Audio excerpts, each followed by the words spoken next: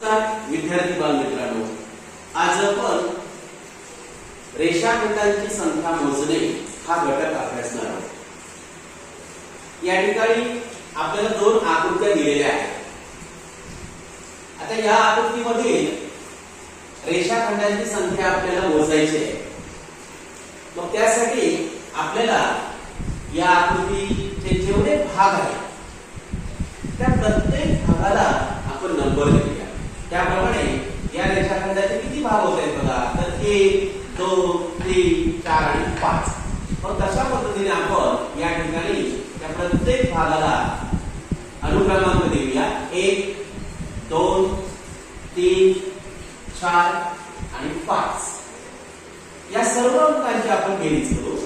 1 अधिक 2 अधिक 3 अधिक 4 अधिक 5 बरोबर 3 आणि 3 6 आणि 10 आणि 5 15.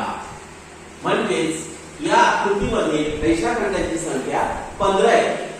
तसेच या ठिकाणी दुसरी आकृती एक आहे.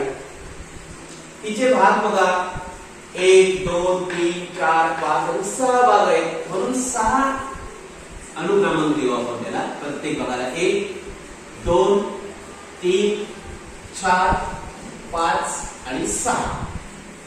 याच पद्धतीने या सर्व अंकांची बेरीज आपण करूया.